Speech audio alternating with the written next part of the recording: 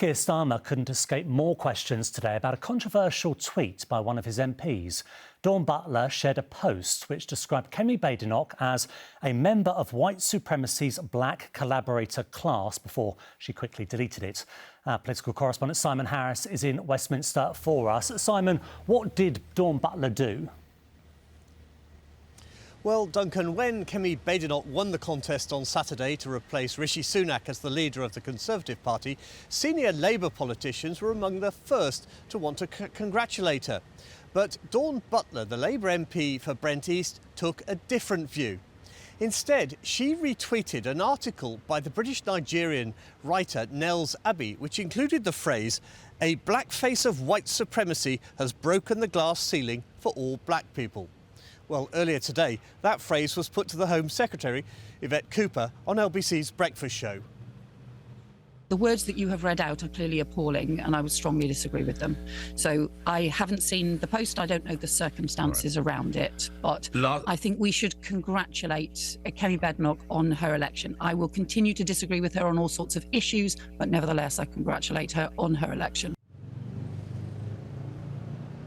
Dawn Butler later deleted the tweet, and the original author, Nels Abbey, insisted the entire article on X was meant to be satirical. But that hasn't stopped the Conservative Party calling for Dawn Butler to be stripped of the Labour whip.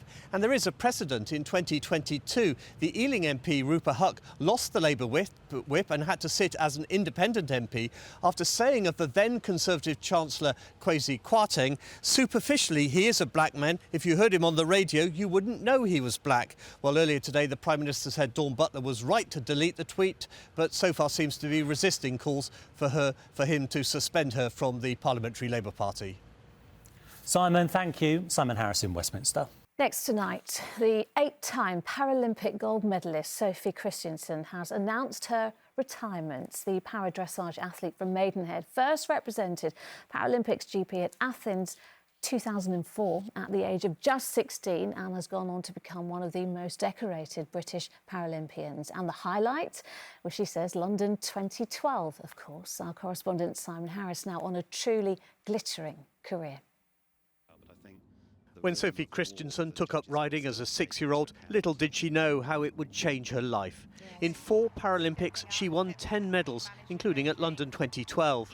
Obviously, being able to compete at the home games at London 2012 was absolutely incredible. Sophie, who was born with cerebral palsy, began riding as therapy.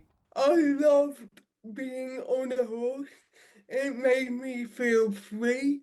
It was so much more exciting than doing boring physio exercises. I kind of just rode horses for fun, and when I found out about para-dressage, I just fell in love with the sport because I've always been quite sporty and competitive. Her skills at dressage, one of the most disciplined equestrian events, earned her an OBE in 2013, where she had a cheeky message for the then Prince of Wales. I told him that I needed a new horse for Rio, so if he happened to find one for me, I'd be very grateful. Sophie, who was born in the Berkshire racing town of Ascot, competed in her first games in Athens in 2004, where she won bronze. 20 years on, she's decided to call it a day. When I look at another 4-year cycle as an athlete doing the highs and lows, I'm actually more excited about what I could achieve outside the sport than in it. Sophie's remarkable journey has taken her to the summit of her chosen sport. She became one of Britain's most successful para-dressage athletes. She now plans to focus on her other high-profile role as a disability campaigner. Simon Harris, ITV News. Good evening. America has decided Donald Trump will return to the White House as the country's 47th president in what he is describing as an unprecedented win. But what does that win mean for relationships with the UK and with London. Well, our Foreign Secretary, Tottenham MP David Lammy, in the past has referred to the President-elect as a neo-Nazi sympathiser. Today, Sadiq Khan too risked reigniting a long-running feud with Donald Trump as he said people would be anxious and fearful about a Republican victory, urging Londoners to reject hatred. Well, protesters across the capital have made their feelings clear, defacing the US Embassy building with paint this morning and gathering outside this evening. We'll be live there in just a moment. But first, our political correspondent Simon Harris on an historic day. Donald Trump has made no secret of his fondness for fossil fuels, so a reaction to his re-election from the protest group Just Stop Oil was perhaps predictable. Activists used fire extinguishers to hose the American embassy at Nine Elms with their trademark orange paint. Security staff might have been taken by surprise, but some locals weren't. Not at all. I mean, there's people protesting outside the embassy every week. I mean, today's not a very good day. I think it's a bit of a waste of money, and yeah, they should focus their frustration elsewhere. Just hours earlier, the American TV networks had declared Trump the winner. Look what happened. Is this crazy? In the Commons, the Tottenham MP and Foreign Secretary David Lammy was on the front bench as the new Conservative leader repeated some of his past remarks. Trump is not only a woman-hating, neo-Nazi sympathising sociopath, he is also a profound threat to the international order. And if he did not apologise, will the Prime Minister do so now on his behalf?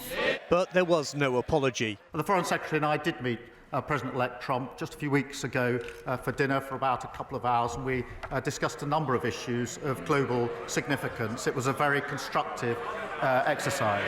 Later, Sir Keir's spokesperson was forced to offer a public vote of confidence in Mr Lammy, saying he would stay in the job. The Prime Minister congratulated Donald Trump on his win, but that tone wasn't echoed by Sadiq Khan, who said many Londoners would be anxious about the outcome of the election. In a statement, he said many will be fearful about what it will mean for democracy and for women's rights, or how the result impacts the situation in the Middle East or the fate of Ukraine. I mean, is he kidding? Is he absolutely kidding? I mean, that's like incredible fear-mongering for one thing, and it's ignorant for another. I mean, I don't know what he's talking about, women's rights. In 2018, the mayor allowed anti-Trump protesters to fly an inflatable portraying the president as a baby during his visit to London. There's no love lost between the two politicians. Their transatlantic spat began when Trump proposed a travel ban on Muslims. When the London embassy was built, one of its security features was a water-filled moat. Today, that made the clean-up a little more difficult. They had to bring in a different type of inflatable. Well, Simon is outside the US Embassy in southwest London for us now. And Simon, it's still very much the focus of attention this evening, isn't it? Yes, Lucrezia, earlier today there was a noticeably increased police presence outside the embassy, and this evening there are even more. That's because a protest has been organised by a number of organisations here tonight, including Stand Up to Racism, the Campaign Against Nuclear Disarmament, and the Stop the War Coalition. Well, a short time ago I spoke to one of the organisers. Do you acknowledge the right of the American people to choose who they want to be their president? Yeah, well, look, Donald Trump has been democratically elected, but if you look at it, the Democrats have lost, 10 million votes since the last election. I think that the lesson here is that for the Democratic Party, if you, don't challenge the politics of racism and hatred, if you concede on the questions of migration and attacks on refugees and Muslims and the likes, and if you don't offer an alternative and offer the politics of hope, then the politics of hate will win out. Demonstrations outside the American embassy, organised by campaign groups from the left, are part of the history of protest in London.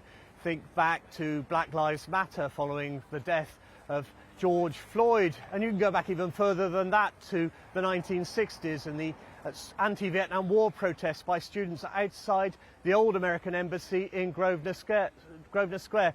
And it looks as if, thanks to the re-election of President Donald Trump, that tradition of protest looks set to continue. All right, Simon, outside the US Embassy. Thank you. More details have emerged about the gang that police say Chris Kaba was a member of when he died. Mr. Kaba was shot and killed by a police marksman in Streatham 2 years ago. The officers who were involved in the altercation were not aware of his involvement in gangs. Today, the Met Police Commissioner told the London Assembly the 6-7 gang has almost 100 core members across the capital and that teenagers have been rescued from the organisation.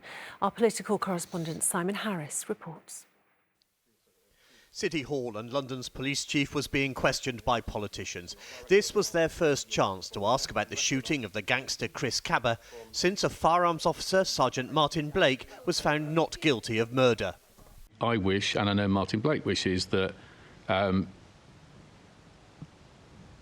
Chris Kaba's behaviour hadn't caused the confrontation it did on that night, and he'd spent the next 10 or 20 years in prison. That would have been, everyone would have wished that was the answer, but Chris Kaba made some choices that led to Martin Blake feeling he had no choice but to do what he did.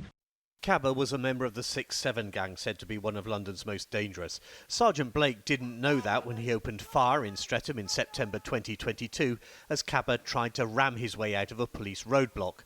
But the firearms team did know he was driving a getaway car. Conservative Assembly members were determined to put the mayor on the spot. The former mayoral candidate Susan Hall wanted to know when Sadiq Khan was first briefed about Kaba's criminal background. He said he couldn't remember. But in the immediate aftermath of the shooting, the mayor had publicly offered his sympathies to Kaba's family and friends.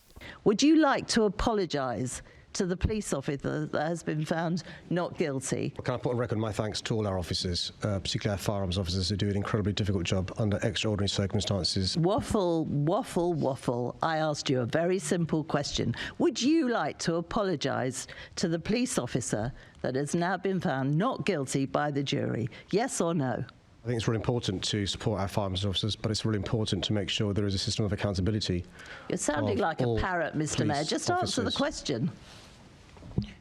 Well, I'm sorry, it's only taken 12 minutes for them ever to resort to abuse. The mayor was also challenged by another Tory. A black parent said to me, I've read the mayor's statements. It feels like he's legitimising these people. He's only looking at one half of their behaviour. Do you think that parent is correct? And my answer is, why don't you share with me the statement you're referring to, and I can then comment. My heartfelt sympathies remain with Chris Kaba's family, friends and loved ones who are having to come to terms with a young life cut short. For the avoidance of doubt, my sympathies do remain with Chris Kaba's family, friends and the wider community. This is a life cut short. Yes, of course. The Commissioner's talked about some of his previous records. That doesn't detract from the fact that here is a young life cut short. The Commissioner told the London Assembly the Met had rescued more than 10 teenage boys from the clutches of Kaba's gang and that Sergeant Blake's life had been turned upside down. Simon Harris, ITV News, City Hall.